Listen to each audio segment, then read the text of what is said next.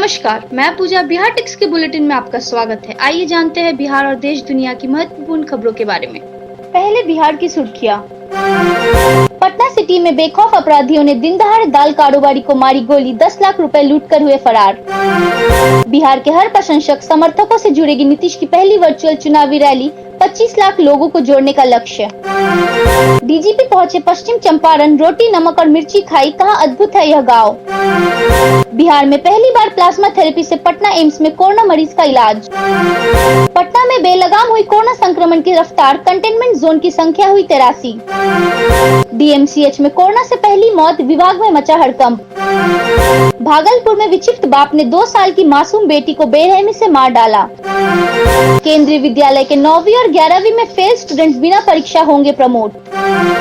Bihar board 8 जुलाई से online शुरू करेगा इंटरमीडिएट में दाखिला।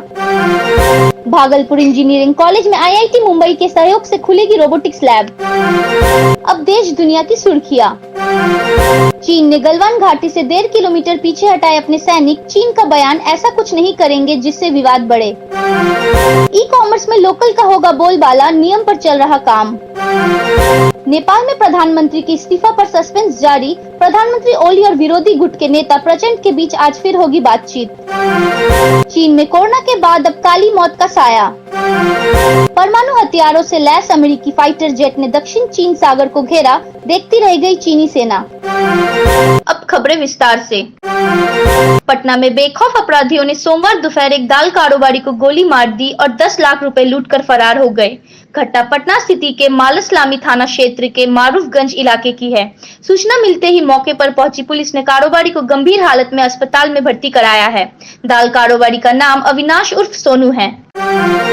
मुख्यमंत्री और जदयू के राष्ट्रीय अध्यक्ष नीतीश कुमार की बिहार विधानसभा चुनाव 2020 के मद्देनजर होने वाली पहली रैली को उनके हर प्रशंसक, हर शुभचिंतक, हर समर्थक से जोड़ने की तैयारी है। 7 अगस्त को होने वाली इस वर्चुअल रैली को विशाल बनाने में पार्टी के हर कार्यकर्ता 7 जुलाई से ही जुट जाएंगे और 1 महीने इसकी तैयारी चलेगी। पार्टी ने मुख्यमंत्री के इस रैली को दलीय समर्थकों से ऊपर उठकर एनडीए के हर समर्थकों तक सीधा पहुंचाने का लक्ष्य रखा है। पार्टी का इस वर्चुअल रैली में 25 लाख लोगों को जोड़ने की कोशिश है। डीजीपी गुप्तेश्वर पांडे सोमवार सुबह गौनाहा के कटराव गांव पहुंचे। पुलिस का काफिला देखकर पहले तो गांव के लोग घबराए, लेकिन डीजीपी के आने की जानकारी मिलने पर खुश हो गए। लोगों ने डीजीपी का स्वागत किया। डीजीपी ने कहा कि कटराव अद्भुत गांव है, यहाँ आजादी के बाद एक भी एफआईआर थाने या कोर्ट में दर्ज नहीं हुई है। आधा घंटा के दौरे में डीजीपी गांव की व्यवस्था देखकर आश्चर्य जताया।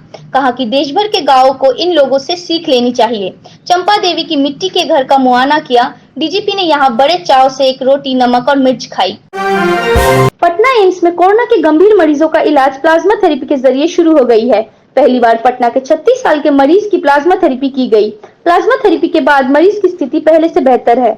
मरीज अभी आईसीयू में है, पर उम्मीद है कि जल्द ही आईसीयू से बाहर आ जाएगा। इसकी पुष्टि ब्लड बैंक के इंचार्ज डॉक्टर नेहा सिंह ने की। कोरोना वायरस का संक्रमण बढ़ने के कारण कंटेनमेंट जोन भी बढ़ते जा रहे हैं। पटना जिले में कंटेनमेंट जोन की संख्या बढ़कर 83 हो गई है। इस प्रतिबंधित क्षेत्र में 44,442 लोग रह रहे हैं। जिले में पहले 67 कंटेनमेंट जोन थे, जिसमें 16 का इजाफा हुआ है। जिला प्रशासन ने भी जहां भी कोरोना वायरस के मरीज मिले हैं, उसे प्रतिबंधित क्षेत्र घोषित कर दिया है। कोरोना से 45 वर्षीय महिला की डीएमसीएच के मेडिसिन विभाग के सारी वार्ड में मौत हो गई। महिला के मौत के बाद रिपोर्ट आई है। इससे विभाग में हड़कंप मच गया है। वहीं सारी वार्ड में मिले 2 अन्य पॉजिटिव मरीजों को पटना रेफर किया जाएगा। इस प्रकार दरभंगा जिले के 9 लोगों की अब तक कोरोना से मौत हो चुकी है। इनमें से 1 की मौत पूर्व में हनुमान नगर में घर पर हो चुकी है। 7 अन्य की मौत पटना व दूसरे स्थानों पर हो चुकी है। भागलपुर जिले के सुल्तानगंज की कुमौठा पंचायत में सोमवार को विक्षिप्त बाप ने 2 साल की बेटी को दबिया से काटकर मार डाला। खबरों की माने तो पहले वह खुद को मारना चाहता था, लेकिन उसकी पत्नी ने दबिया छीन ली। इसके बाद उससे में पत्नी से दबिया छीनकर पास में खेल रही 2 साल की बेटी को काट डाला। घटना की जानकारी मिलने पर बड़ी संख्या में ग्रामीण उसके घर में जुट गए और युवक को पकड़कर पुलिस के हवाले कर दिया। देश भर के सभी केंद्रीय विद्यालयों की कक्षा 9वीं और 11वीं के छात्र छात्राओं के लिए अच्छी खबर है। सभी केंद्रीय विद्यालयों में इस बार कक्षा 9वीं और 11वीं में फेल होने वाले स्टूडेंट्स को बिना किसी परीक्षा अगली कक्षा में प्रमोट कर दिया जाएगा। केंद्रीय विद्यालय संगठन ने इस संबंध में पत्र जारी कर दिया है। पत्र में कहा गया है कि अगर कोई स्टूडेंट्स इन 2 कक्षाओं में सभी 5 विषयों में भी फेल होता है तो उसे उसके स्कूल द्वारा प्रोजेक्ट वर्क के आधार पर जांचा जाएगा और अंक दिए जाएंगे। फिर उसी अंक के आधार पर उस स्टूडेंट्स को अगली कक्षा में प्रमोट किया जाएगा। बिहार बोर्ड इंटरमीडिएट में दाखिले के लिए ऑनलाइन एप्लीकेशन 8 जुलाई से शुरू करेगा। बिहार बोर्ड एप्लीकेशन प्रोसेस को online facilitation system for students यानी OFSS के जरिए आयोजित करेगा। OFSS बिहार में इंटरमीडिएट और डिग्री कोर्सेज में दाखिले के लिए सेंट्रलाइज पोर्टल है। बोर्ड ने इंटरमीडिएट में दाखिलों के लिए 29 जून को ही कॉमन प्रोस्पेक्टस जारी कर दिया था। स्टूडेंट्स एप्लीकेशन और एडमिशन प्रोसेस को समझने के लिए प्रोस्पेक्टस डाउनलोड कर सकते हैं। भागलपुर इंजीनियरिंग कॉलेज में छात्रों के लिए रोबोटिक्स लैब खुलेगी। इस लैब से छात्र रियल टाइम रोबोटिक्स की जानकारी ले सकेंगे। इसे लेकर इस माह के अंत तक कॉलेज के 10 छात्रों को प्रशिक्षण देने का कार्य शुरू हो जाएगा। BEC और IIT मुंबई के बीच समझौता हो चुका है। कॉलेज ने 30 छात्रों की सूची IIT मुंबई को भेज दी है। सूची के आधार पर इस माह में छात्रों की ऑनलाइन परीक्षा ली जाएगी। इनमें से 10 छात्रों का चयन किया जाएगा जिन्हें ऑनलाइन रोबोटिक्स की जानकारी दी जाएगी। साथ ही 4 शिक्षकों को भी प्रशिक्षित किया जाएगा। चीन ने गलवान घाटी में संघर्ष वाली जगह से 1.5 किलोमीटर अपने सैनिकों को पीछे हटा लिया है। चीनी सैनिकों ने अपने कैंप भी पीछे हटाए हैं। वहीं PP-14, PP-15 हॉट स्प्रिंग्स और फिंगर एरिया से भी जवान वापस बुलाने की प्रक्रिया शुरू हो गई है। इधर चीन के विदेश मंत्री वांग यी ने कहा कि अब दोनों पक्ष ऐसा कोई कदम नहीं उठाएंगे जिससे विवाद बढ़े। आपको बता दें कि राष्ट्रीय सुरक्षा सलाहकार अजीत डोभाल ने रविवार को चीन के विदेश मंत्री वांग यी से वीडियो कॉल पर बात की थी।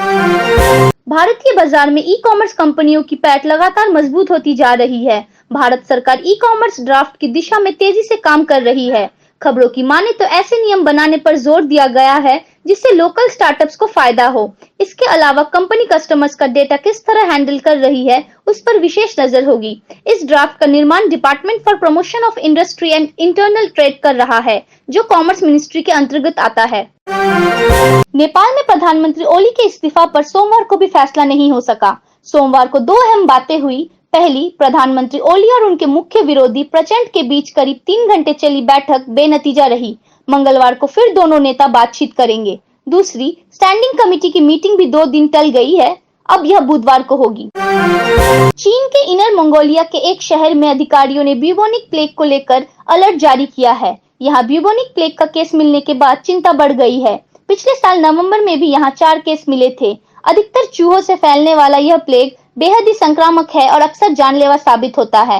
मध्यकाल में इस बीमारी को काली मौत के नाम से जाना जाता था। दक्षिण चीन सागर में जारी अमेरिकी युद्धाभ्यास में यूएस नेवी जोरदार शक्ति प्रदर्शन कर रही है।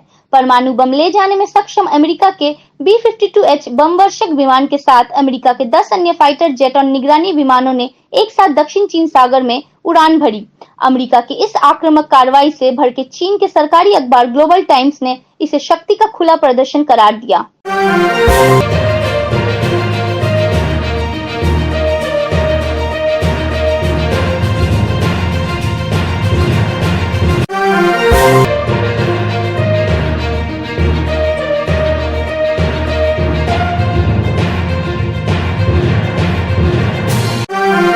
ऐसे ही महत्वपूर्ण खबरों को जानने के लिए देखते रहे बिहार टिक्स। अगर आपने हमारे चैनल को सब्सक्राइब नहीं किया है तो उसे सब्सक्राइब कर ले, उसे लाइक और शेयर भी जरूर करें। और हाँ, आप हमें फेसबुक, ट्विटर और इंस्टाग्राम पर भी फॉलो कर सकते हैं।